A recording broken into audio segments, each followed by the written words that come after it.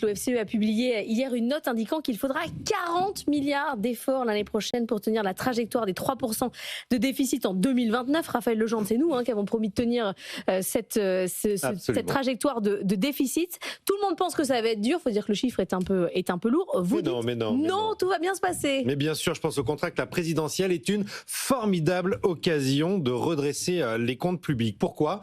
Parce qu'Emmanuel Macron est le premier président en 20 ans à ne pas pouvoir être réélu. Il n'a aucun enjeu de réélection et ça, alors, ça change tout. Pourquoi Sébastien Lecornu a renoncé à tout effort dans le budget 2026 ? C'était pour rester au pouvoir, c'est tout.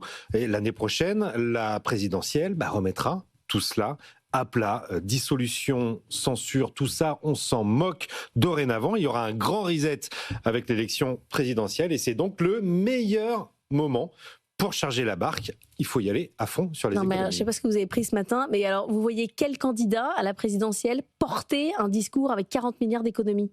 Ça n'existe pas. Mais parce que c'est avant la présidentielle qu'on va porter ce discours et qu'Emmanuel Macron, comme tous les présidents sortants, ne veut absolument pas qu'un membre de sa famille prenne sa place après lui. Et il y a donc une opportunité. Il suffira simplement de changer aussi un peu le discours sur le budget.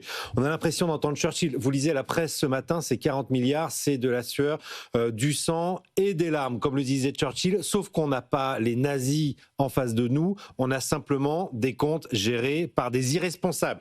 Il n'y a pas de fatalité, ça n'est pas rédhibitoire. Toute l'Europe a redressé ses comptes publics. La moyenne du déficit en zone euro aujourd'hui, c'est 3,2%. Tout le monde a fait le travail, sauf nous qui sommes encore à 5%. On n'est même pas aux 5% encore, mais c'est donc que c'est possible. Et il y a des gens qui vont voter ça à l'Assemblée nationale ? À l'Assemblée nationale, non. Et c'est pour ça qu'il va falloir passer en force. On sait que les débats à l'automne prochain vont sombrer dans une démagogie totale à l'approche de la présidentielle. Et bien donc, il faut enjamber cette démagogie. La solution, elle est simple. Il suffit de passer soit par les ordonnances, soit par 49.3. Et là, c'est censure. Oui, c'est la censure, à quelques mois de la présidentielle. Rien ne le dit. En réalité, peut-être même que les prétendants au trône suprême ne seront pas mécontents que l'on fasse une partie du sale boulot avant eux, avant qu'ils arrivent à l'Élysée.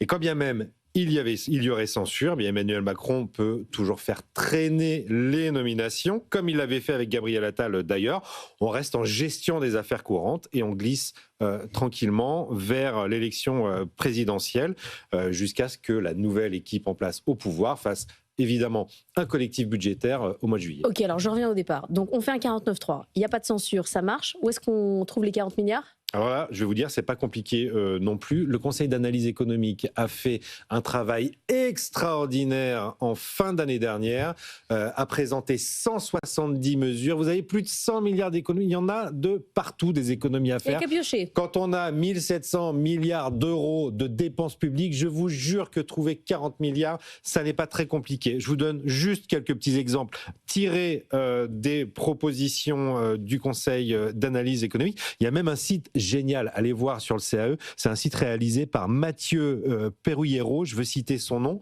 où vous pouvez faire vos propres économies, vos propres lignes budgétaires, c'est très simple et surtout très pédagogique. On remet évidemment les retraites à 65 ans, c'est près de 18 milliards d'économies. Vous sécurisez les dépenses de santé, c'est 4 milliards, enfin des mesures, il y en a à l'appel, ça va très vite, c'est pas si violent que ça et vraiment, ça serait simplement responsable. Moi je pense qu'il ne va rien se passer du tout et qu'on va attendre la crise financière au lieu d'avoir une crise sociale. Et qui n'arrive pas, alors la crise financière, les taux baissent, on voit bien qu'il n'y a aucune pression extérieure.